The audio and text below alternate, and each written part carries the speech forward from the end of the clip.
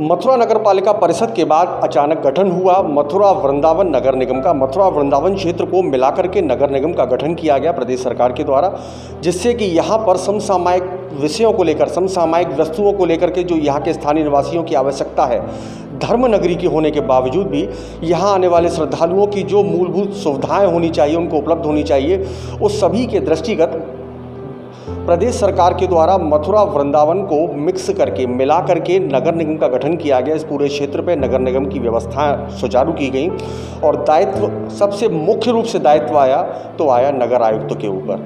नगर आयुक्त यहाँ पर समय समय पर अभी कई नगर आयुक्त पूर्व में बदलाव भी हुए हैं और अभी कुछ दिनों पूर्व ही मथुरा में नगर आयुक्त के रूप में एक IAS अधिकारी अनुनय झा के द्वारा यहाँ का कार्यभार ग्रहण किया गया। शासन के निर्देश पर उन्होंने यहाँ पर आए और आकर के अपनी वस्तु कार्य ग्रहण किया और कार्य ग्रहण करने के बाद में यहाँ की सभी समस्याओं को देखा और देखने के बाद में उनको हल कराने के प्रयास भी शुरू कर दिए। निश्चित तौर पर यह कहना एक बहुत बड़ी बात नहीं होगी कि अल्प समय की अवधि में ही अनुनय झा के द्वारा मथुरा वृंदावन की जनता के बीच में अपनी एक अलग पहचान बना ली है।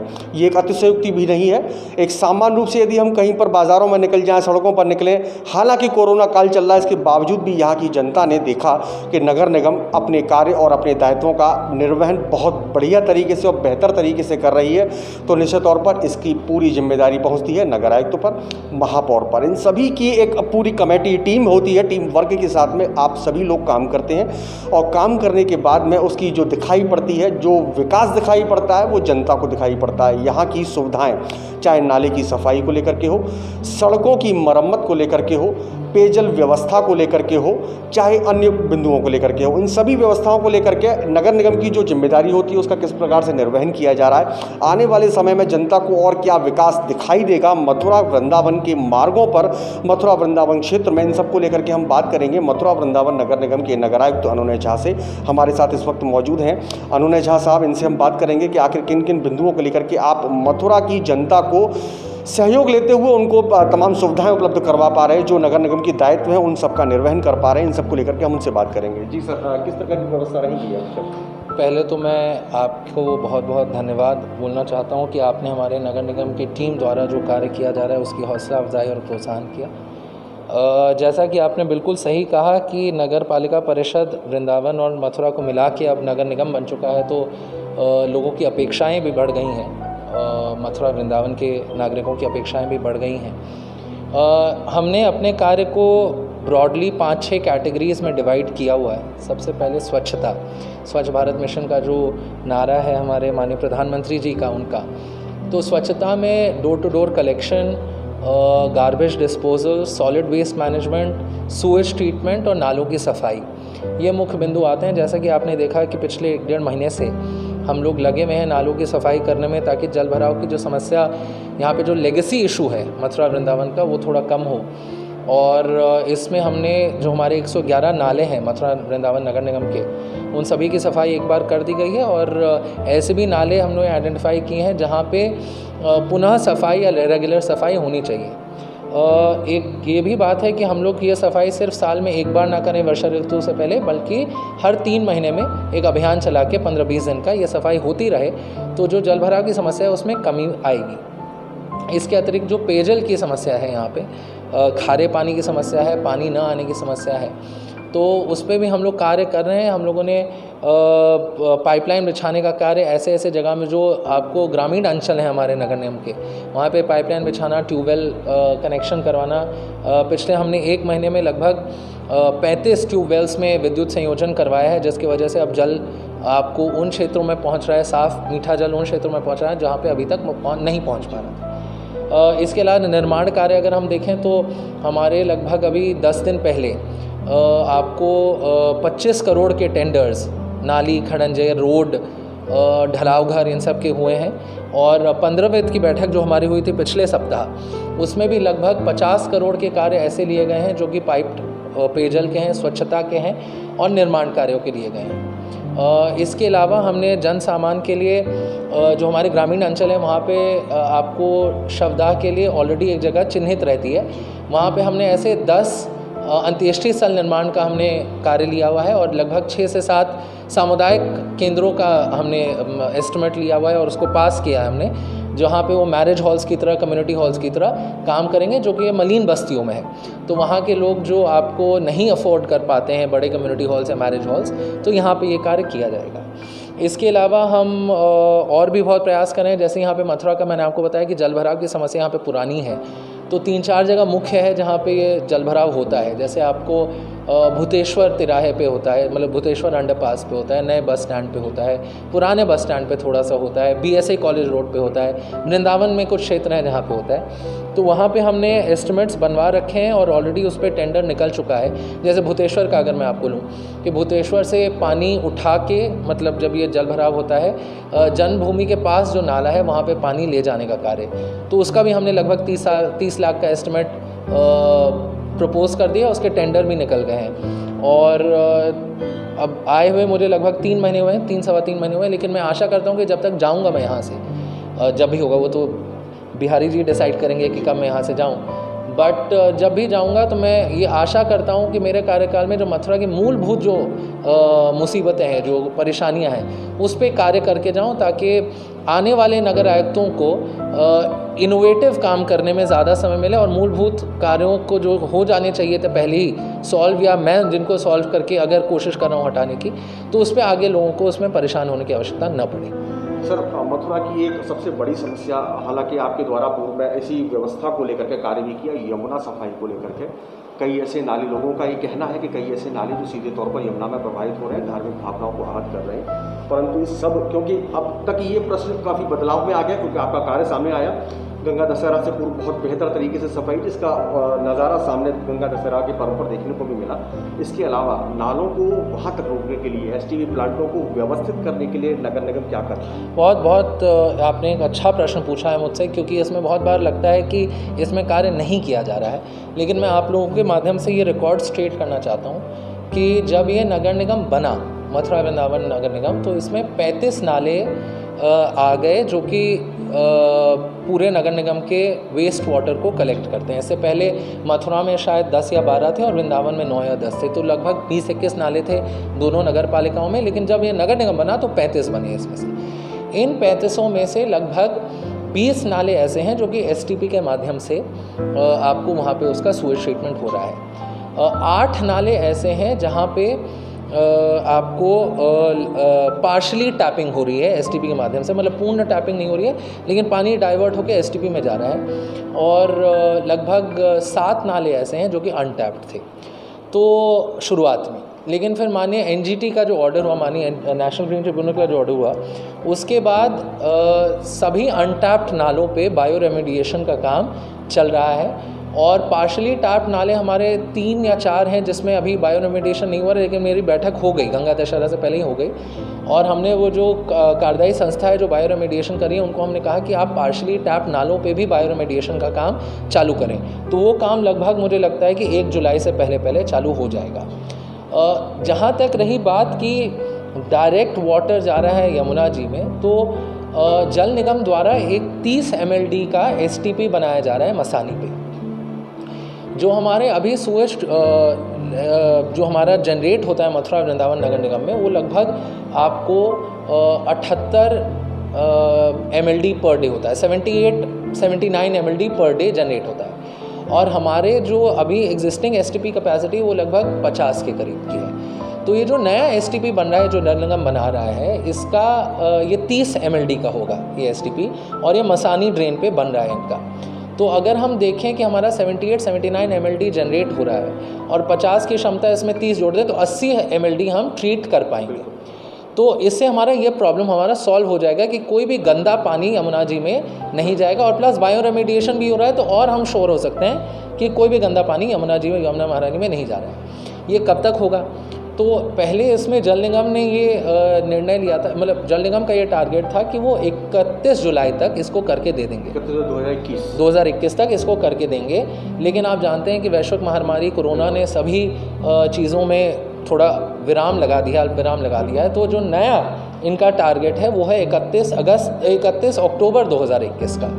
तो 31 अक्टूबर 2021 तक आपको सारा जो काम है इस STP का, मसानी का 30 MLD का, ये हो जाएगा। और जितने भी पंपिंग स्टेशन है, जैसे आपको स्वामी घाट पे है या कहीं और पे पंपिंग स्टेशन है जहाँ से वो सूरज उठ के जाना है, वहाँ पे सब चीज़ कनेक्ट होकर मुझे पूरी आशा है कि 31 अक्टूबर तक यमुना महारानी में किसी भी तरीके का गंदा पानी नहीं जाएगा। और अभी भी जो पानी जा रहा है उस पर हम लोगों ने नज़र रखी हुई है और उसकी सफाई पे हम तत्पर हैं। यही सर, मैं बीच में आपको टोकना चाह रहा था, परंतु आपने जिस तरीके से बता रहे थे सुनने में भी आनंद आ रहा था और लग रहा था कि जल्दी ये सभी चीज़ें क्रियान्वयन में आ पाएंगी।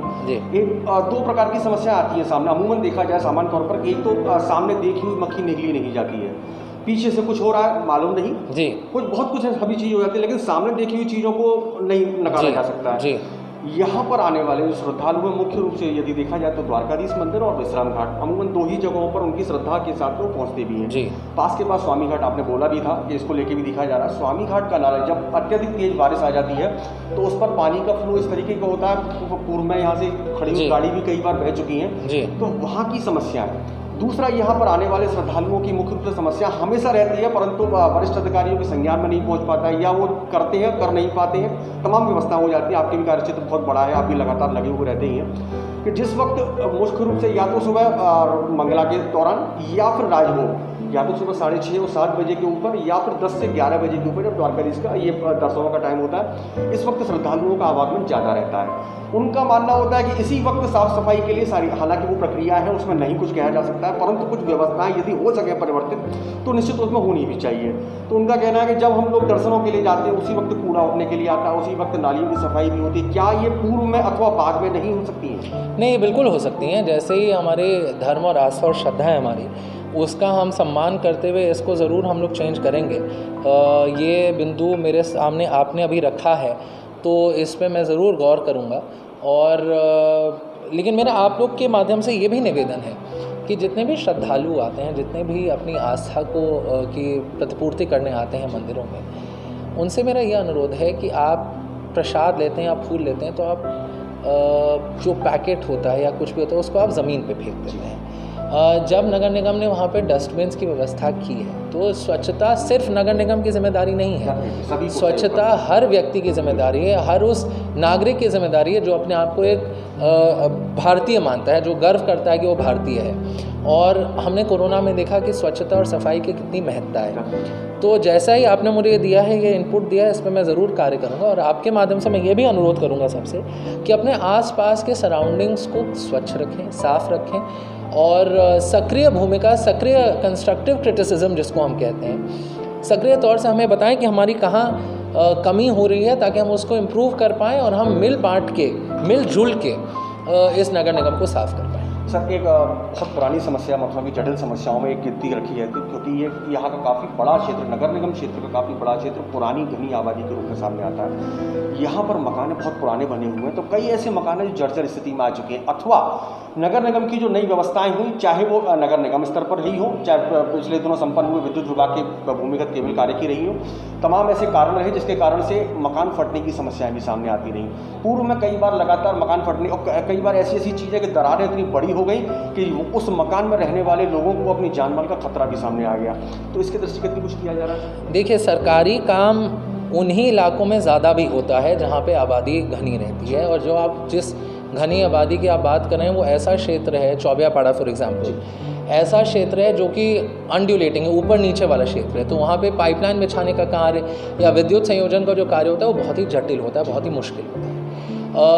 पाइपलाइन बिछाने के कार्य में यदि अगर पानी कहीं ठहर जाए या अगर कहीं कुछ लीक हो जाए तो ऐसे क्षेत्र में कार्य करना और मुश्किल हो जाता है। लेकिन हाँ, ये बात सही है कि कहीं कहीं कार्य के दौरान कुछ घरों में क्षति पहुंची और हमने वहाँ पे उनकी मरम्मत करने के लिए उस ठेकेदार के माध्यम से वहाँ पे कि ऐसी समस्या उत्पन्न ना हो, उस विभाग के माध्यम से हमने ये भी निर्देशित किया है कि ऐसी समस्या न आए। देखिए, काम तो होना ही है और विकास कार्य होना ही है, लेकिन कैसे किसी को कोई क्षति ना पहुंचे और कैसे आसानी से हम लोग ये कार्य कर पाएँ, उसी पे हम लोग अपना नज़र लगाएं और आशा करते हैं कि आने वाले दिनों में ऐसी समस्या का सामना न करना पड़े। एक सर, मथुरा के लोगों, खास तौर से, हालांकि पूरे ब्रजमंडल की समस्या है, परंतु मथुरा वृंदावन के लोगों को सबसे बड़ी समस्या का सामना करना पड़ता है बंदरों के आतंक। इसके लेकर के भी दृष्टिगत नगर निगम ने पूर्व में कई बार व्यवस्था हमने इसमें मैंने प्रारंभिक एक मीटिंग ज़रूर की थी कि मैं ज़रूर पूछना चाहा था कि कैसे ये बंदरों की समस्या का हम लोग निस्तारण या निवारण कर सकते हैं।